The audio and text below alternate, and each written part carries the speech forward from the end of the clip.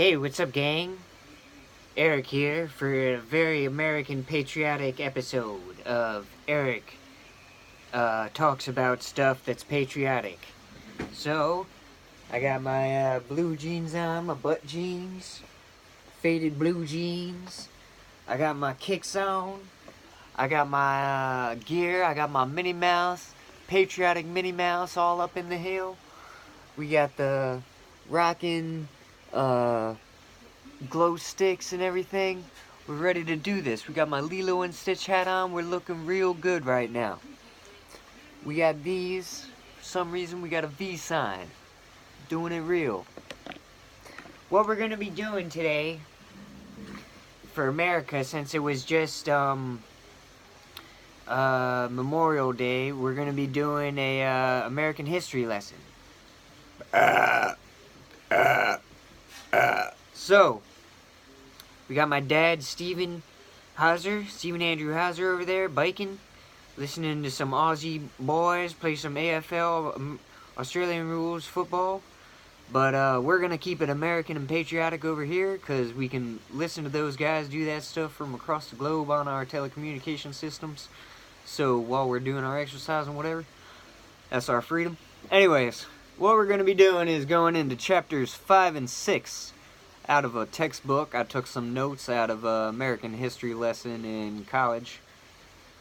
So what we got is the coming revolution, the shift from Britain to British colonists to Virginians to Americans. So, consider traveling as still identified British rights of Englishmen.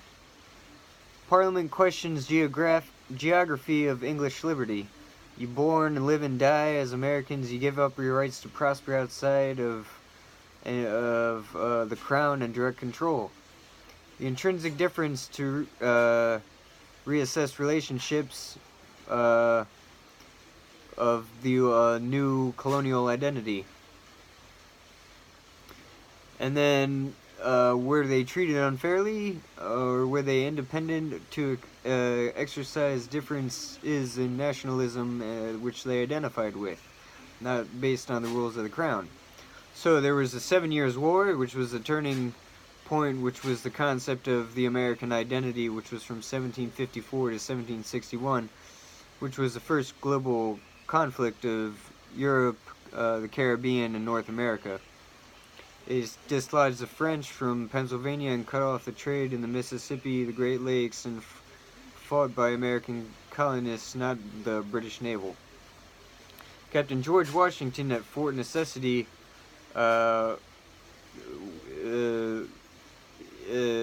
utilized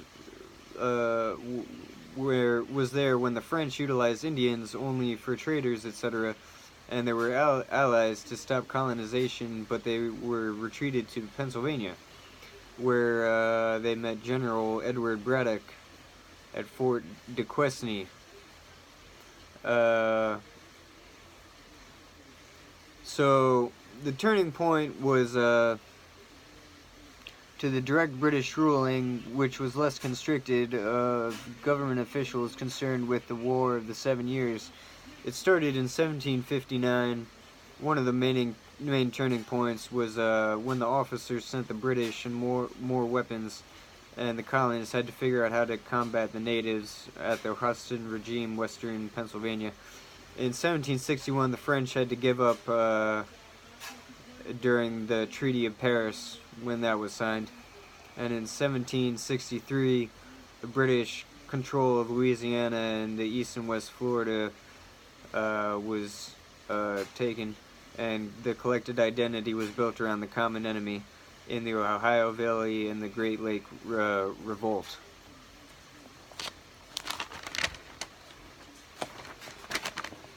So I got some more notes here. 150 million pounds of the British spent, which was a massive debt to fight the war. After 7-year war tax colonists to pay the war. Members of Parliament had virtual representation, and the colonists argued that they couldn't tax without representation in Parliament. Virtual meant that the colonists had no say. So it's not new that they tax goods. due to the Hall Act of 1743 and another act which regulated trades to tax individual products. 1764, which was the Sugar and Revenue Act and the Currency Act, was the first to recognize loss in war. The problems arose because the outlaw colonists were trying to print money, and inflation and power of the pounds were losing all their goods, and all goods were to be sent through England, which was a problem. In 1765, there was the Stamp Act, which was the first direct tax, not controlling trade or product, which was less specific. The roots just felt justified on creating tradition. Roots after the 7 Years' War and the debt from the war. The significance is that the stamp got on printed material and was first created as sales records. Newspapers were limited freedoms of speech. Changed from privileges to rights. The colonists now saw the right to consent. In October 1765, the Stamp Act was passed in Congress, and 27 delegates from 9 colonies wrote to the king. It was the first assembly that transcended the colonial borders and was transcolonial. It reaffirmed the loyalty to the crown, but it addressed its dislikes, and it boycotted English goods and British sayings. They needed more stuff that they could do. So there was the Baltimore riot of Mobtown, in which the stamp offices were burned down and invaded, and the Sons of Liberties, which was the first American terrorist group, formed from Samuel Adams and John Hancock to be the first multi-ethnic African Germans and Italian groups out there. And the Sons of Liberties were armed selves and holding boycott rallies. And so in 1766, there was the British Repeal Act, which was the first to force the colonists, something, excuse me, I couldn't understand my writing. It was a colonial victory, however, and it led to the Declaratory Act, which is still supervisor. I can't read that, I don't know what I'm writing there. Anyways, excuse me. 1767, the Townshed Acts. Tax on wool, tea, raised tax revenue, past justified what used to. It was an umbrella act over most everything, and it was a 3-year boycott from the Sons of Liberties due to the regulations. In 1770, it was the Boston Massacre of March 5th, 1770. Crispus Attucks was the first martyr, and there was propaganda tools used to say 5 individuals were dead, which snowballed into something. In 1773, there was the Townshed Acts, which too much repeals the acts and left the tax on tea. The British East India Trading Company, which was the biggest business of tea trade in India, a surplus of 21 million pounds to sell. Parliament members held stock in the company, and they shipped tea to America for cheap. There was no taxes, and the Americans responded to boycott the tea with protests. They upped coffee consumptions, and they called it Liberty Tea. On November 28, 1773, the Boston Harbor, 3 ships came into port. They were packed with gallons of tea from Dartmouth, Elmar, etc. Orders were Dartmouth or whatever. The Sons of Liberty were armed. If you take off, you will be shot. Through the 6th and the 7th evening of December 14th, the Journal of something, 1,000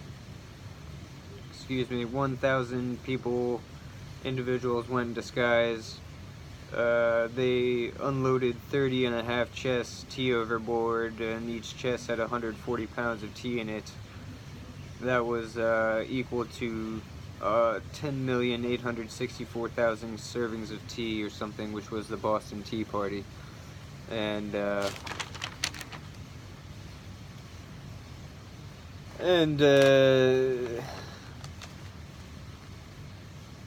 let's see.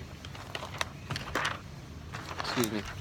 Then we've got the Intolerable Acts of 1774, which was close part to Boston, the largest port at the time, which would take away the power of the localized legislation and the House of Burgess, etc. There was a Quebec Act of 1774, which is the first Continental Congress of the 12 and 13 colonies, which was committed to the safety of the first colonial militia, with Patrick Henry saying, "I'm not a Virginian, I'm an American." And English liberty gave the right to speech and consent, etc. First battle war of April 1775 at Lexington and Concord, the British stationed in Boston to march on Arsenal and Boston. The Minutemen, the Massachusetts defenders, were led by Paul Revere, on the Committee of Safety member, who went to Samuel Adams and John Hancock to spread the alert, but he was arrested by the British, and he rats out the entire endeavor on April 19, 1776. Israel Bissell at Worcester, Connecticut, New Brunswick, New Jersey, won 400 miles. I'm sorry, I might be getting this messed up due to my notes and handwriting.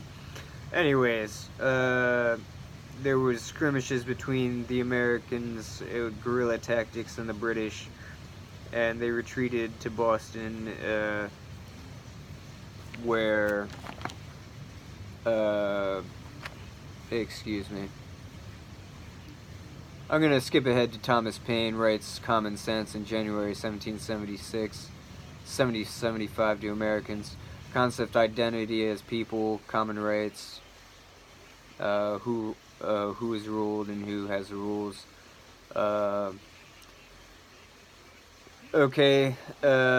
In colonial sales, Thomas Paine outsells the Bible with his Common Sense. It's sold in 189 countries. And in 2010, 150 of which are now Democratic out of the 189 countries that it's sold in or something. The Second Continental Congress, which led to the Declaration of Independence, was held from June 7, 1776 to later on. This separation must be acknowledged. Declaration must be drawn up, says Richard Lee. June 11, 1776, the committee to write the Declaration with Jefferson's Franklin, Livingston, Adams, etc. is proposed. On June 28, 1776, the first draft of the Constitution is written with life, liberty, and property as the Declaration. Jefferson's letter on the July 2nd with a new draft of the Declaration of Independence becomes social reality on July 4th. August 2nd, it is signed by everybody on the 3rd. And 3 sign it on July 2nd, with 15 signed to each colony and to Britain. And they prove independence in 1783 with the reality by military force, with the raise of the military force, creation of a government, and ability to pay for the war.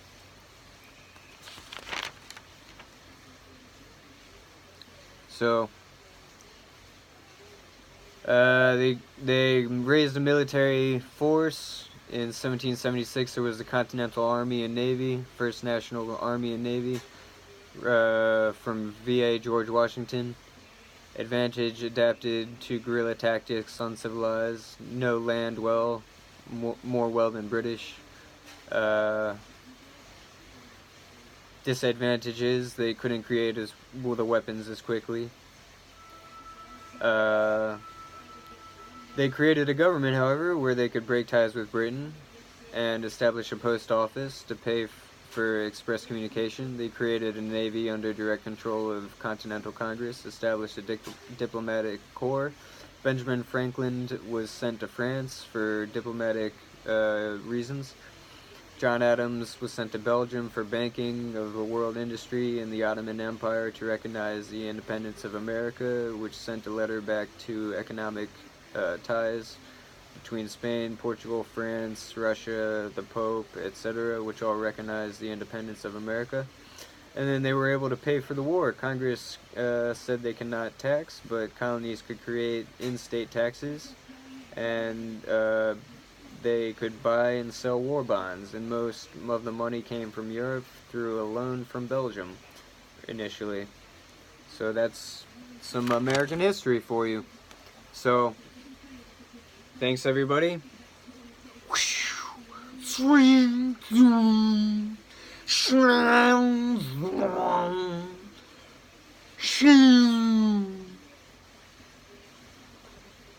Where's my harmonica?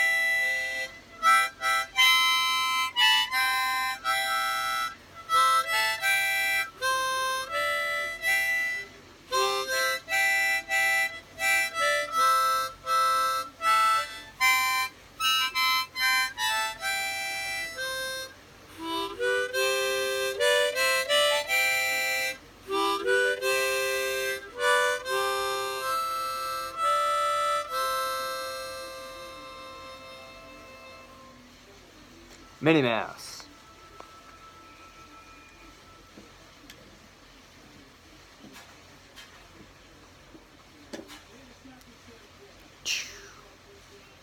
I got family here.